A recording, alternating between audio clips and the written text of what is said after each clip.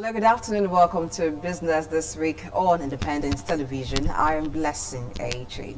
In a bid to reduce waste, the world is gradually shifting away from linear economy to circular economy. You want to understand all I just said? Then stick around. You will get it clearly on Talking Business. First, let's bring you a round of all business activities for the week.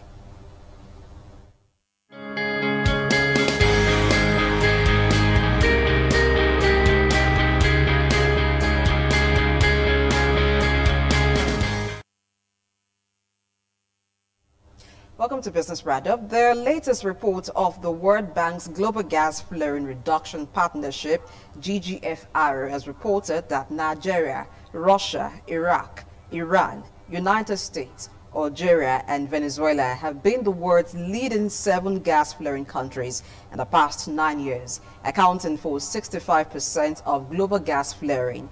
The report, which was launched in 2012, stated that these 7 countries produced 40% of the world's oil each year, but account for roughly 2/3 or 65% of global gas flaring.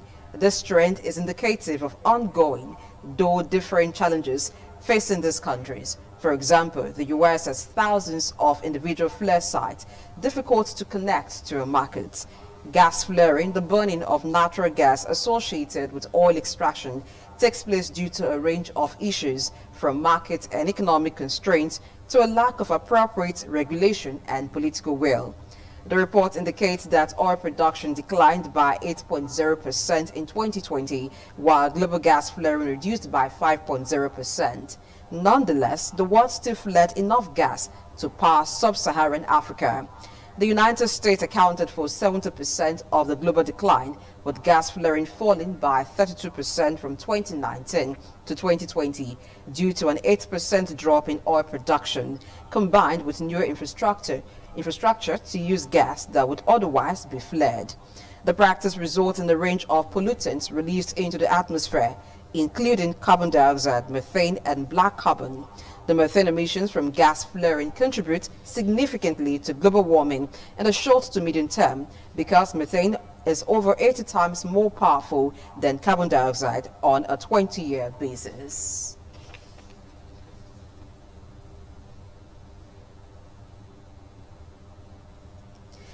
The Central Bank of Nigeria, CBN, has removed the boards of directors of First Bank of Nigeria Limited and FBN Holdings PLC. The Apex Bank also reappointed 14 out of the 21 directors affected by the sack into the new board of the 2 institutions. The CBN also reinstated Mr. Adeshola Adeduton as the Managing Director, Chief Executive of First Bank of Nigeria. Adeduton was earlier sacked as MD by the former board of the bank. Announcing the decision to sack the directors at a briefing in Abuja, the CBN Governor, Mr. Godwin Emefiele, said the Apex Bank had to remove the directors for trying to remove Adeduton as MD without consulting the regulators. Also announcing the reinstatement of Adeduton as MD, Emefiele said the CBN was satisfied with the work of the MD and those trying to remove him were the ones not comfortable with his insistence on adherence to rules. Emefiele said the media has been awash with commentaries on the purported management changes at First Bank of Nigeria Limited, FBN, and the related regulatory inquiry by the CBN to the board of First Bank of Nigeria Limited. It has therefore become necessary to address the public to clear any misconceptions. He said ordinarily the board is vested with the authority to make changes in the management team subject to CBN approval. However, the CBN considers itself a key stakeholder in management changes involving FBN due to the forbearances and close monitoring by the bank over the last 5 years aimed at stemming the slide in the going concern status of the bank. It was therefore surprising for the CBN to learn through media reports that the board of directors of FBN, a systematically important bank under regulatory forbearance regime, had effected sweeping changes in executive management without engagement and/or prior notice to the regulatory authorities. The CBN governor said the action by the board of FBN sent a negative signal to the market on the stability of leadership on the board and management, and it is in the light of the foregoing that the Apex Bank queried the board of directors on the unfortunate development at the bank. Speaking further, Emefiele revealed that the CBN's last assessment of First Bank and FBN Holdings, it has over 31 million customers with deposit base of 4.2 trillion naira, shareholders funds of 618 billion naira, and NIBSS instant payment NIP processing capacity of 22% of the industry. Therefore, not only is it imperative to protect the minority shareholders that have no voice to air their views, also important is the protection of the over 31 million customers of the bank who see FBN as a safe haven for their hard-earned savings. The Standards Organization of Nigeria has announced plans to boost the nation's manufacturing industry with its newly accredited laboratories. The Sun said on Thursday that it was also targeting an increased level of export of locally made goods to the international market. The Director General's son, Malam Farouk Salim, said this during the unveiling of the laboratories accredited by the American Association for Laboratory Accreditation in Ogba, Lagos. It said manufacturers would be encouraged to produce more, adding that products certified and tested in the accredited laboratories would gain acceptance anywhere in the world, adding that many manufacturers had said that their products were rejected even by local companies because their products were not certified. Salim said the accredited laboratories would help to save foreign exchange as manufacturers do not have to go to neighboring countries to get their products certified anymore. He noted that consumers abroad would have the confidence to buy goods coming from Nigeria because the certification shows that the goods have been tested and verified okay for consumption. According to him, there are plans to establish more laboratories in the country in a bid to ensure that goods can be tested anywhere in the country. The Sun boss urged stakeholders in the industry to contribute their quota towards its quest to build more world-class laboratories in the country. And now let's find out what the Naira currently stands against foreign currencies at the parallel exchange markets.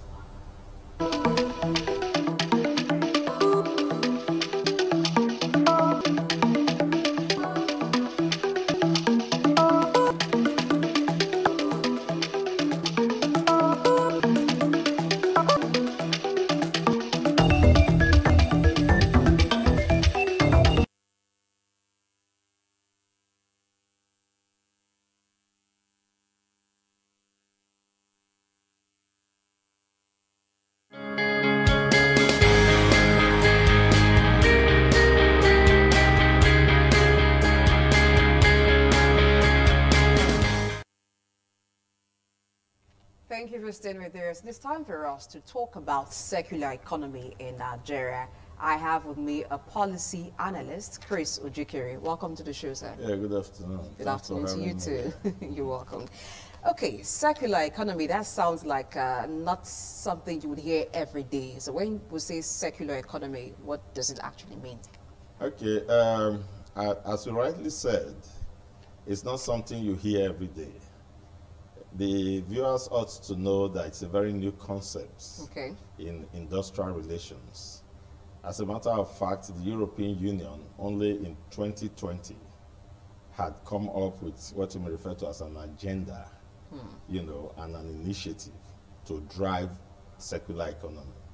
Statistics tells us that only 9% of the world have actually complied with circular economy. 9% of the world. 9%. That's a small fraction of the world's population. Yes, and in Nigeria, it is almost non-existent. Wow. Yes, there is no expert knowledge on circular economy yet.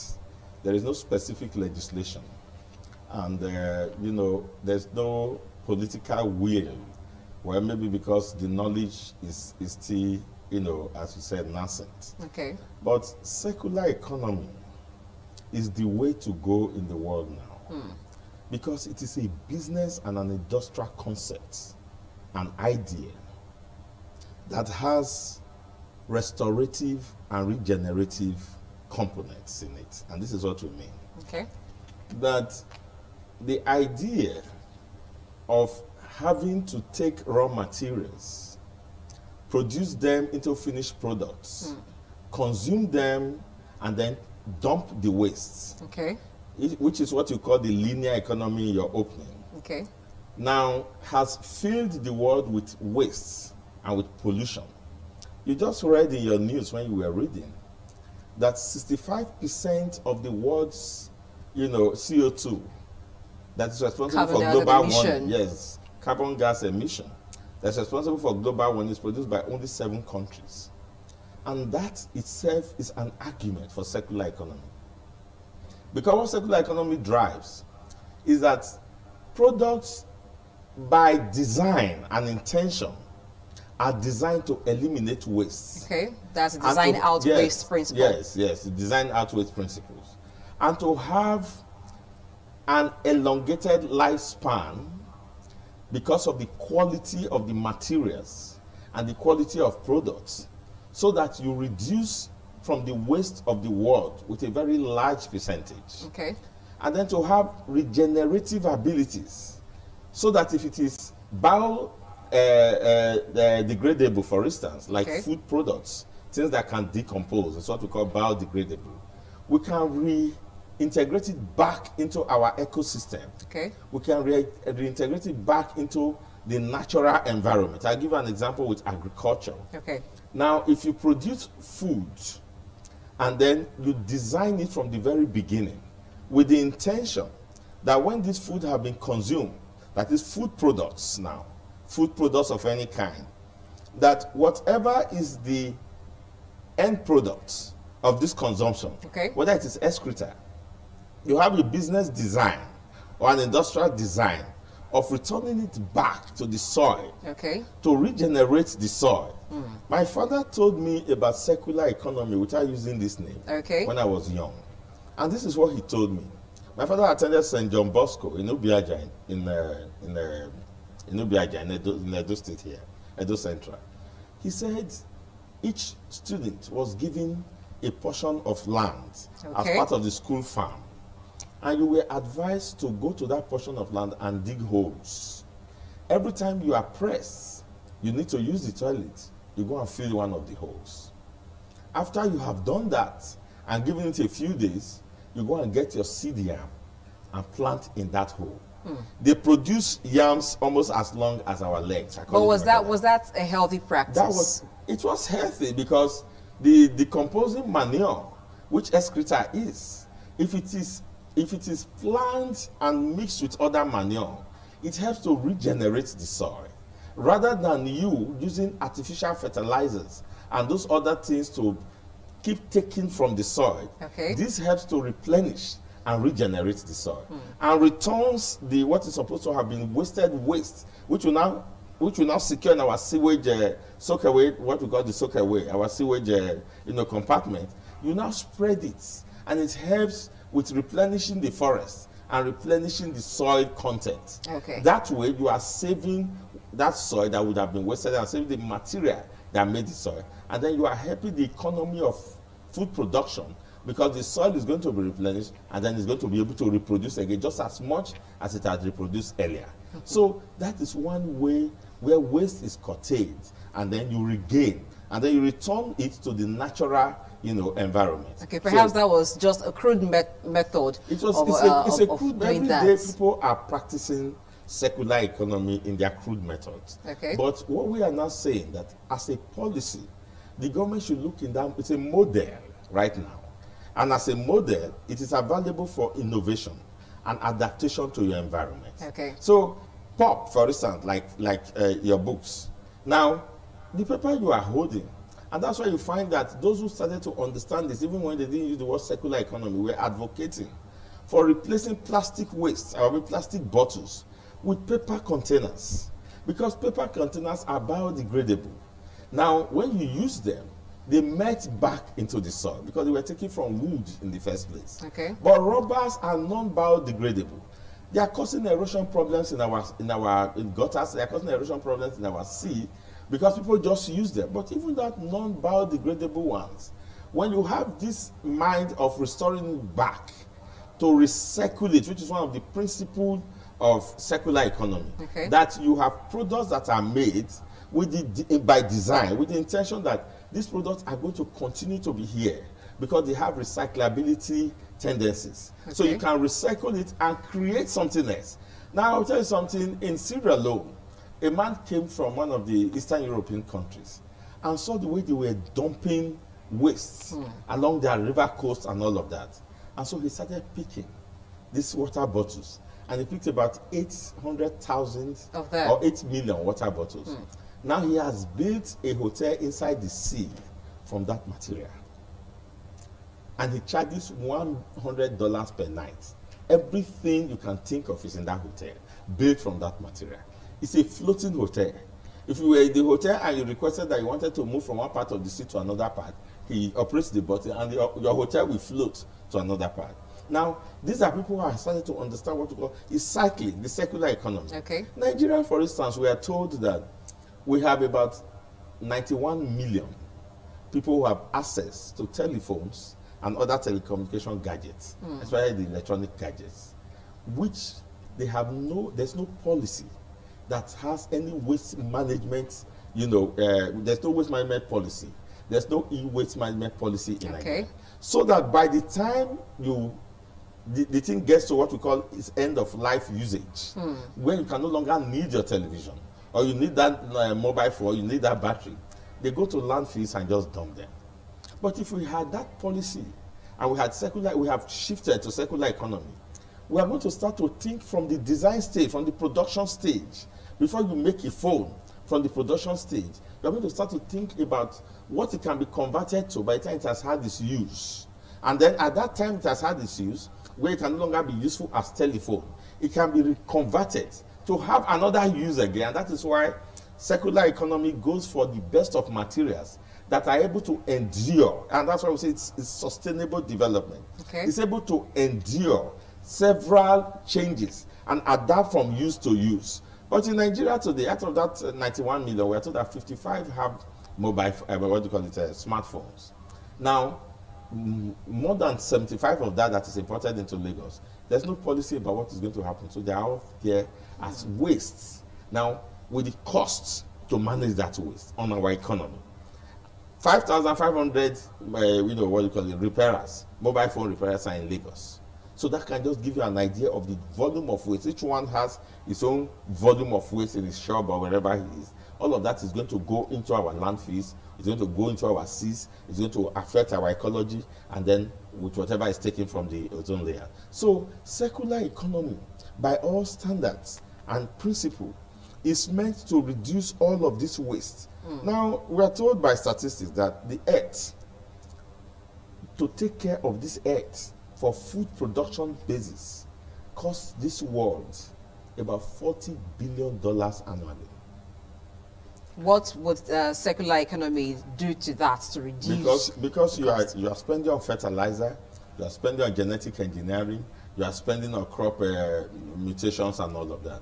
But if we were practicing, if we shifted, it's not going to be a big bang effect, but gradually, where we begin to think of food production with the intention of replenishing the earth, like the examples I gave just now, then rather than just cutting down our biodiversity, cutting down our forest and destroying our biodiversity, destroying our landscape, we are going to be thinking of how much use to put to this particular land space. So whatever it is, you harvest crops, cassava peelings, and all of that. If you do, and that's why we say circular economy also creates room for innovation.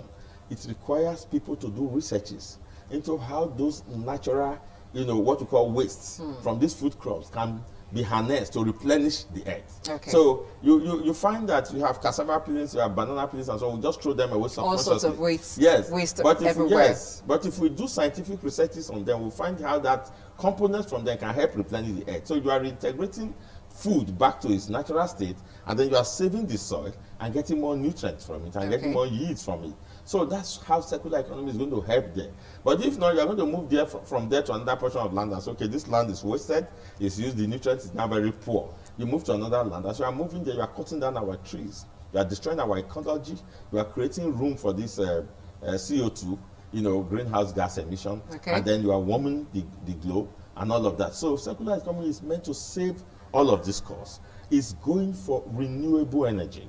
That whenever you are designing, you are looking at products that have renewability, okay, as part of its inherent content. So it's a circle, so to speak. Nothing stops. It just continues. It just continues. You adapt to different uses. When it has finished and reached what you call the end use, the end life use of this product, we readapt it to other. Okay. Other now, knowing these benefits, yes, why is it that till today it's just 9% of the world that have keyed into the circular economy? Exactly. When you had abundance of resources and you had space to maneuver in the world, people, they say necessity is the mother of invention. Okay. People just take advantage of those natural resources available. But with pressure on the world's population, pressure on the world's resources, people have begun to wake up to understand that with these vagaries of climate changes, look at Lake Chad. Lake Chad is now just a quarter of what its usual size is. Lake Chad used to house 30 million, human beings from 4 countries.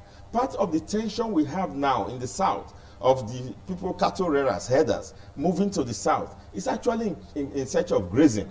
Before the what do you call them, the bandits and all of that took advantage of that. But there's an actual, desire for livelihood for their cattle and for themselves. Lake Chad was taking care of all of them, but it has shrunk to only a fourth of what it used to be, and so people are beginning to move. Now, if Lake Chad was not allowed to shrink, if we had what you may refer to as this kind of circular economy, where we had where other places, other things that made people to come and converge on Lake Chad and put pressure on Lake Chad. Now, if that was not allowed, Lake Chad would still be taking care of 30 million people. So the fact now that you're having such tensions because of the vagaries of, climate change, economies and business industrialists are beginning to think, what is the safest, cheapest means of production that we can now adapt to this present world? Nigeria is going to be 200 million. How are we going to take care of this population? And that is why it is a new idea, and they are beginning to sell it. In fact, it was brought to the World Economic Forum, I think in 2018, that the World Economic Forum looked at all the arguments and the presentation and agreed with the economists that if we apply circular economy to nations, it is likely to reduce, in fact, half part of all the world's economics problem associated with production and products, by half in the next few years to come. So applying circular economy, yes, to reduce at least by half, yes, the world's economic problem, yes, especially as it relates to waste, yes, and the environment. Yes. Where do we begin from? Plastic seems to be like the biggest problem of all, dealing with plastic waste. Yes. Coming down to Nigeria, there are so many landfills, and it's like nothing happens there. You just take and then you dump, left to individuals to scavenge for whatever they need. How do we start? You said in your news when you were talking that one of the problems we have is lack of political will to deal with gas flaring. Okay. Gas is a wonderful source of products that can drive the idea of the circular economy. But there is, even in America, the lack of political will to convert that renewable energy. We are concentrating more on the more dirty fuel, diesel and all of whatever we get from petroleum. But gas is cleaner and can power our houses. So one, there are no policy, perhaps because there's been very little expert knowledge, and there'll be very little done to sell this understanding to economies around the world. Perhaps nations have not sat down to look at it critically and see the advantages, but it's gaining traction. So you are going to have to start with policy. If a country, for instance, is going to have to shift, because it's going to affect all the sectors, both the fiscal and the monetary.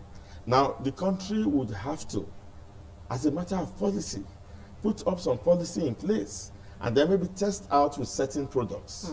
Are you following that? So it's not going to be an immediate thing. It's not going to, it's a transition. Gradual. As I told you, the European Union I mean, after they sat down and looked at it, they came up with several, and one of the agenda they even have is to go around the globe to try and persuade, global interests in this new economic dimension. So that's it. So that's how it's going to start. That's where it's going to start from as a policy. Now, individuals are already involved in it. In one way or the other? Yes, in one way or the other. They are already involved with it. In it, some may not even know what they're involved in. You'll be talking to people, will be talking about recycling and all of that. But when we're talking of recycling now, in such a way as right from the product stage, the product design stage, you already have the recycling, intention baked into the design of the product. Okay. So it's not just the normal recycling that you have, where you say, oh, let's just get plastic and begin to recycle them. So that's the difference between the normal recycling we've been hearing and that of the circular economy. Okay, if you just joined us, this is Talking Business, and we're looking at circular economy in Nigeria. We'll go on a quick break. When we return, more you will get.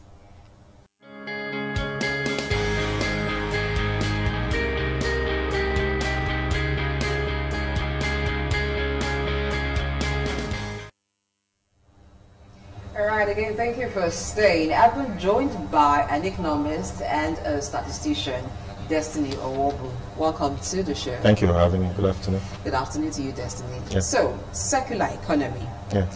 What economic benefit would it bring to Nigeria if we begin to do circular economy? Shifting away from the linear economy of just taking the raw material or the resource, and then you make a product, and then it's consumed, and then it's wasted.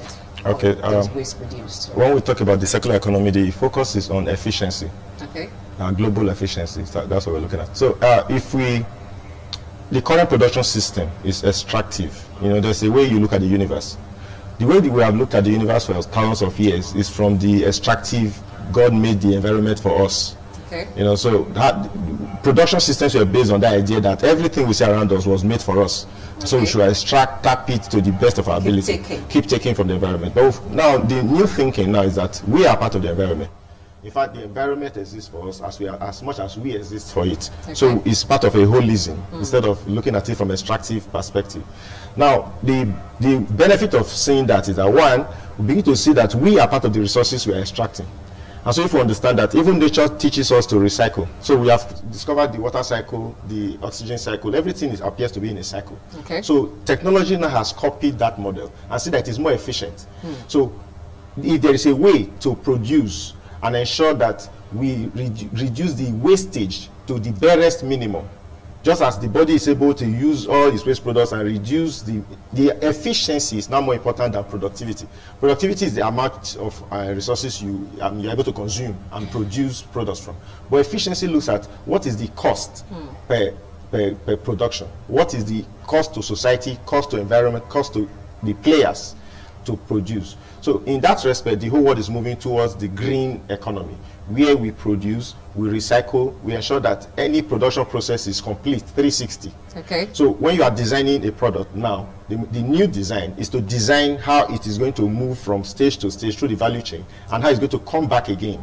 So you don't start recycling in the middle, you recycle from design phase. Okay. So the systems are designed in a way that it is allowed to, we can iterate the process in a special way so that the products can come back and fall into the design again and the process is continuous, like nature.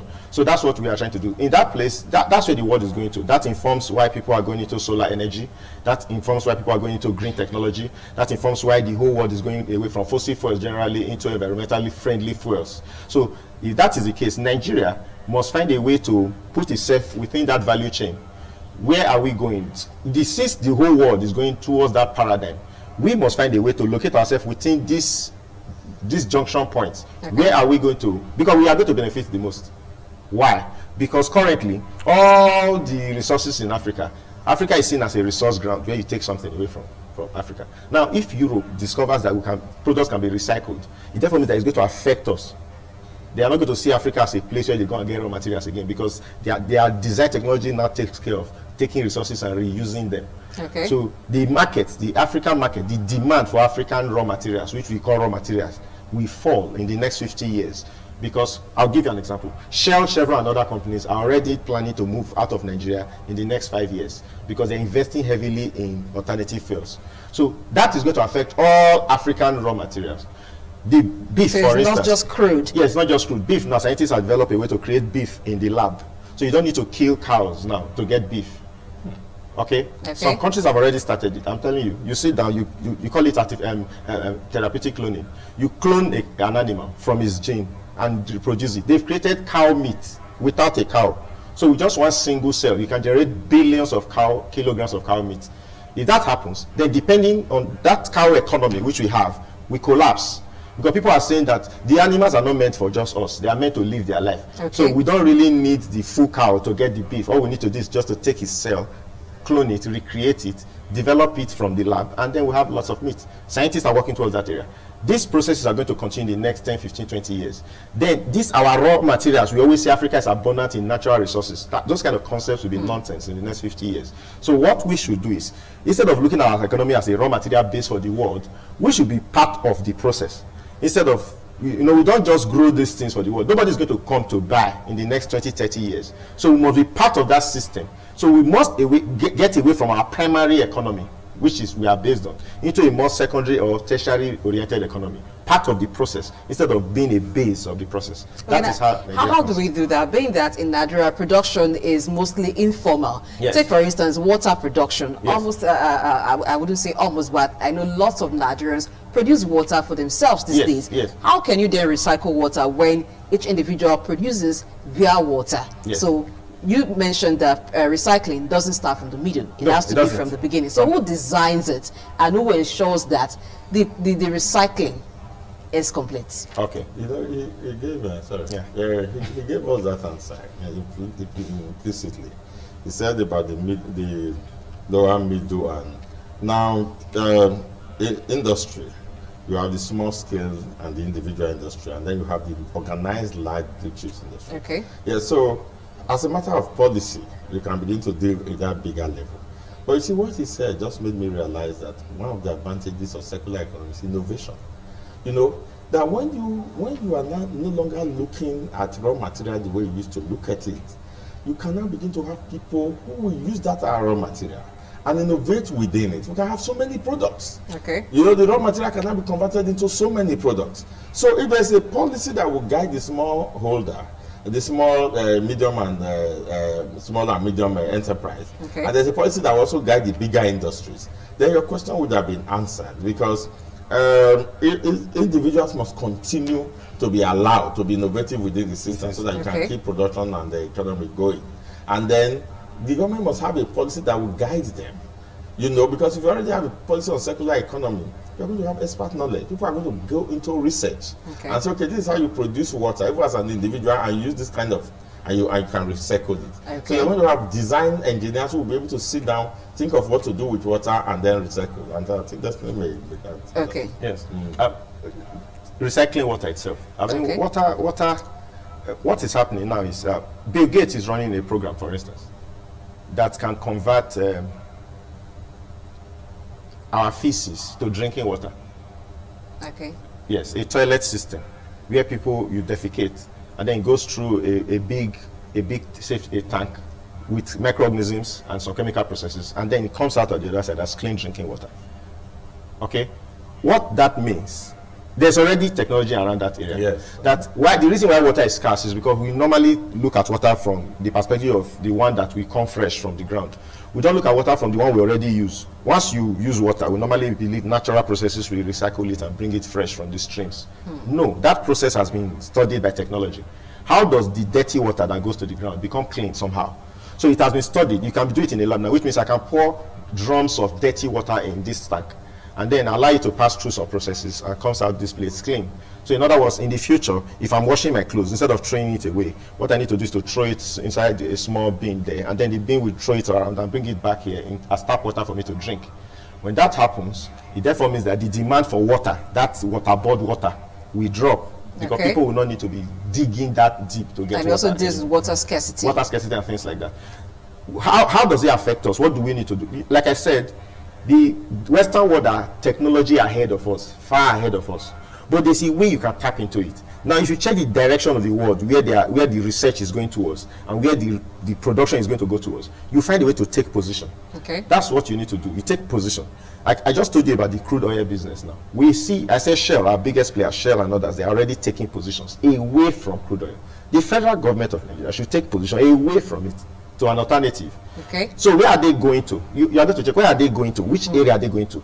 So we must design our policies. Perhaps they are going into renewable fuels. So our courses in the universities should also change to renewable technology. It's not just for production. No. We need to address education so that everything follows. It's holistic. Okay. We should be educating people towards the paradigm where the world is going to. Okay. Software engineering, recycling processes, natural capital, how to handle these issues. That is, the courses should also be evolving in the university. They should be involving secondary school, what we teach in primary school should be evolving. Okay. Recycling processes. If you want to design a small curriculum for a nursery school on recycling, it's very easy. All you need to say is water can be used again after being used. You can start changing the textbook, the templates and things like that. Because if the world is changing, we should also be changing like that too. So we may not be able to just catch the money angle or like things like this that we are seeing on television. Okay. We may not be able to see one big machine to recycle, but we can take position. For example, if we know that water in the future is going to be recycled, then we should be studying how is it recycled, because we're going to recycle our own here too. Okay. If we know that the world is going to go away from crude oil, what is the world going to? Do we have abundance of it? For example, we are talking about solar energy. The people who develop solar energy do not have as much abundance of the sun as we have. So since the world is going towards solar technology, why should we be investing in hydrocarbons and things like that? Which the government should be investing in solar technology and solar technology installation knowledge. Okay. So we should have a department in our schools that teaches people the science of solar technology and how to take advantage of it, so that Nigerians in the next 10-15 years will see a person can sit down, design a solar panel and sell, because you have 200 million people in this country. By 10 years time or 20 years time, to be 400 million people. So the markets for solar energy will double in the next 20 years, not the market for hydrocarbon energy, because the world is going away from that. Okay. So we should be educating people towards the, like I said, the most important resource to develop, to catch up with the world is human resources. It's human resources. People will set up these systems, people will run the system. So the government should be trying to educate people to fit in these systems. Because the systems, the world is so global now that the world, any technology, any part of the world spreads to the other part of the world in about 1 month. Okay. So if you hear the world is shifting, like in the electric vehicles, for instance, now the world is saying that fossil fuels will not work, so they're using electric vehicles. What does that mean? The policy of government should not be building more filling stations or building more refineries. The policy of government should be trying to study the electric technology itself and see how we can take advantage of it. Because when the cars start coming without petrol tank, what do? We become dire than neighbor again. We always beg for the products to come. But if we bring these cars without tanks, they will need battery problems. They have battery problems. We need to have solar cells where you go and charge it. What is the policy on our solar technology? What's the policy on our electric technology? What are we doing? We are supposed to be taking positions too. Because if the biggest car company in the world now is Tesla, the biggest car company, the value of Tesla is bigger than the value of Volkswagen and Toyota put together. Because it's a new technology, and this is what it means to an economist. If Volkswagen is over 80 years old, Toyota is over 80 years old, and a company that started 15 years ago, the value is 2 times that of those. It means that the world is going there. The demand is very high. The demand is very high. That's the only thing. So what it means is that the future is electric. If the future is electric, then the future of Nigerian policy making should be electric. Okay. Now, in taking positions, how do we do this locally? Locally. Looking around us, where can we find the opportunities for circular economy to be explored? Yes. Currently, I don't know. Chris. Yeah, okay, now let me tell you. Taking position is first of all not individual decisions. Okay. A country must have its own economic policy and then move its citizens to that direction. When the country now has that policy and the citizens have moved to that direction, within that policy, individuals begin to innovate. Okay. We have opportunities in almost every area, because you are dealing with products, you are dealing with materials, you are dealing with natural resources. So you have opportunity. He has just given you solar. We have hydro. You have opportunities in the hydro. We have water bodies all around us. And let me still tell you that even till now, we still don't have clean drinking water when you subject it to international standards in Nigeria. Don't talk of recycling. Now, even that recycling he mentioned when he was talking is an opportunity here. We have opportunity in agriculture. Okay. We have arable lands all over Nigeria. Now, the fact that we have that virgin forest, it should be an advantage. So it means, therefore, that in the long run, whatever the prudence we put to the resources, why the world, whatever the prudence they put, why they are running out of their own reserve, we have more than enough reserve. Because we have also learned the prudence that they have. And so for many, many more years, we have more than enough reserve. So the world may still come back again to look to us for those raw materials. Yes. When you have run out of theirs, whatever the prudence, because you are running the same model as they are running. And so if you have it more in abundance, it only follows that you are also going to outlast them, so to speak. So there are opportunities. But the immediate one is waste disposal or waste recycling, which we have right here in our hands. Yeah, I was coming to that because as the world comes to take raw material from Nigeria, they come to dump used materials in Nigeria. So there is abundance of waste everywhere. How do we deal with that? Yes, so that's why I say it's a matter of policy, first of all. Because you see, the policy of even allowing waste to be dumped here is first of all counterproductive. Okay. Yes, because right now in running this linear economy, it's costing us so much to dispose of waste which we didn't create or generate in the first place.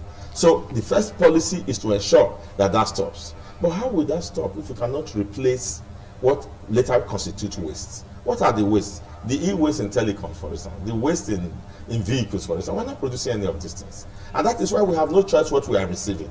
And when we now receive what is already used there, they come waste to us here. So you see, that's where it starts from. So we have to deal with it from that level before we can begin to say we are, dealing with waste, as it were. We start with the policy of stopping waste, and then we begin to go towards this circular economy. Okay. What do we do here? I just said it now. If you are able to discover how you can use natural resources, renewable energy to power your vehicles, why would you need those vehicles to come here? Because you already have the technology here, and you're going to reduce all of the liabilities you would have got from other countries because you didn't have it here. So it's kind of cyclical. One thing will always affect the other in terms of dealing with all of this. Okay. Yes. Now, finally, because all of this would not make sense to the common man on the street if it doesn't mean more naira to him when he does business, less cost of doing business. So how would this impact the business world? It will, because as I speak to you right now, in Lagos, there are many companies that have come to recycle waste. Young people, entrepreneurs, between the ages of 20 and 30, they set up companies, they pick up waste around. Independent, they don't need government assistance. They bring it together and then they recycle it. There are machines that can convert them to usable products like plastics and things like that. So there are always opportunities. Like I said, let me put a simple analogy. There are ants in this building, you may not know until you put sugar here. Now you put sugar here, you attract them. Government is that big brother that puts the sugar that attracts the ants. The direction of government, the overall direction of government is shown in government policy. People take positions within the direction of government policy. If government begins to take recycling and the circular economy serious by its overall policy blueprint, entrepreneurs will take position quickly because they know that that's the direction of the economy. For example, with a simple blanket statement, government may simply say in the next 5 years we are going to outlaw plastics in this country. Plastics, just that. Plastic, because plastics are not recyclable. I mean, they damage the environment. And so the world is going towards paper technology, where paper that can degrade, biodegradable plastics. So if that is the case, if government says 5 years time or the next 3 years, by 2025, Nigeria will officially outlaw plastics. I mean, the current plastic system. What does that tell? Nobody will tell you now to go and take position with paper. You begin to take position. You see people begin to go and study this paper technology. Before you know it, entrepreneurs will begin to, because they are preparing for it. So that's why I say it depends on the overall policy dimension. If government shows a direction, a clear-cut direction, this is where we are going on environmental, recyclable economy, then investors, naturally, human beings like to survive. There's a survival economy where people take positions with the overriding policy to do well. There are many opportunities in plastics, in energy, in power, in so many aspects of life. There are opportunities to recycle. Even your simple washing machine now, most of them don't use too much energy anymore. There's a part you press green. You press green, you just use a little of your power, and is trying to cost saving. So when that happens, people who repair cost saving machines, we have to go and learn how to repair, because you cannot be repairing, like I told you about the cars just now. If the cars are no longer coming with petrol tank, then it therefore means that the people that can fix it are electricians, not the typical mechanics. So people will go and start learning how to repair another sector open. Yes. So when one technology moves, the world moves around it. Sometimes you can't really discuss what people should do and what they should not do about a policy. All we need to say is, let us have a blueprint, a plan. If the world is going secular, we also join to be secular by the way we choose our policies, so that the people can take positions. You know, telling particular people what to do is like you are trying to solve a problem, a matrix problem. A matrix is a complex problem. So if you try to solve it from the bottom, it will not work. You have to look at the full system before you can solve it. So this problem, people, entrepreneurs, as we are talking now, there are people who are beginning to see the future, and then they are beginning to take position right now. And then that's what we need to see. The government should know the big picture. What's the big picture? The world is going secular. If the world is going secular, what are the pain points? What are the points in the value chain? In which aspects of life will then be recyclable energy? Then we begin to study it. How does Nigeria, our current position, we must know our current position. What do we naturally depend on? Are we still dependent on the old order, or we are moving towards the new order? Then we begin to see, we will see ourselves. If you check it on the canvas, you begin to see the pattern the world is going to. Look at China, look at the US, look at other countries. And then you begin to look at Nigeria, current Nigeria, and say, what do we do? You can't just jump overnight. You're going to say, okay, in the future, the demand for this may fall. Demand for this may rise. And then you begin to engineer the resources towards this area. Engineer the people towards this area. You know, education, investment, even the loans that bank gives. Government can begin to say, we guarantee loans given to people who want to tap on solar technology, for instance. So those kind of things, that's what government can do, really. Can't really tell people what to do and what not to do. Entrepreneurs have liberty. As a matter of policy, is it possible to have different policies at a time addressing different sectors? Or do you think it's going to be a one thing per time? For instance, the issue of plastic.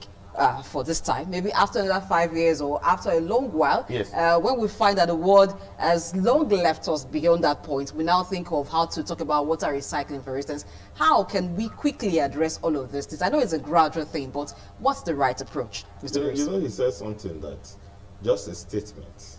Government does not need to do anything. He just needs to give the direction. So I'm asking, how do we, in what order do we need the statements to come at once to address different needs? Circular economy is a model. It's a model. It's an industrial thinking. You know, that let us change our production model and our production system to this kind of system. Now, once you do that, it will start to affect every unit. Now, in those units, you can now have what you call unit policies, guiding and regulating different industries. Now, the reason I ask this is because we seem to focus on one thing per time in this country. So until there's a push and until there's a statement that is clear and maybe a deadline issued to that, we don't seem to move. So how do we handle that? Our behavioral issue, how will it act as maybe a setback or even a push towards achieving circular economy? Education is very important to educate people so that their mindset will change. That's probably what you're talking about. Your education is also, how do we do with this? You see, in dealing with complex issues like that, you need what you call a strategic plan. Now, by strategic plan, you look at the big picture, the next 10 years, that's strategic plan. Then we'll now have what we call rolling plans. Targets for the next 3 years. Now, when you have a strategic plan, it normally has large implications on power, on energy, on waste management. You know, big boxes, like 5 big boxes. Waste management, 10 years. Power, 10 years. Manufacturing, 10 years. Energy use, 10 years. You draw all of them. Then you take them to rolling plans. 3 years, you should be able to achieve this percentage on this percentage on this. So if you reduce it from 10 years to 3 years plans and then to one year plan, which is what's called a tactical plan, then in this first year we expect that by 2022 we should have achieved this percentage in this area, this percentage in this area. So there can be a very big plan, a blueprint. That blueprint is looking at it from the whole economic perspective. That only government can do that. okay, in line with global best practice. Because Nigeria is a member of this Geneva Convention and things like this. So we attend meetings. We have the best people in this country who attend these meetings and see where the world is going to. So we take position, we draw our blueprint based on the global blueprint. And then we begin to develop specific policies from every day, you know, but you must draw that big picture first. Because the purpose of getting to the big picture is that is where the future is. That is where we are going to. But for the immediate, you can develop small policies to address. You cannot solve AIDS problem at once by treating tuberculosis. It's like that. You cannot solve AIDS problem by treating runny stomach. AIDS is a compendium of diseases. It's a syndrome that has several components. So if you want to deal with the HIV problem, you cannot deal with specific diseases. You are going to deal with it holistically with a blue pill. So that's why they call it retroviral. You have to go to the virus that starts the whole process. So if you want to solve this problem, you must have a long-term vision, a far-reaching plan that carries everything and put them in big boxes. And then derive next year from that big box. And that is where everyday plans, rolling plans can come in. So you cannot do one and leave the other. It's like treating a headache. So that we're not secular in a particular sector and then we're linear in so many other sectors. No. You have to that will be counterproductive at the end of the day. Thank you very much, Chris Ojukwu, for coming on the show. Thank you again, Destiny Owobo, for being here. It's been a wonderful time having both of you here today. Thank you very much. Yeah, this is all Draw the Curtain today on Talking Business. Circular economy is the way to go globally as the world shifts away from linear economy. Now, if you listened at the beginning, I'm sure you're clear by now what all of that means. My name is Blessing H. Stay safe. I'll see you next week.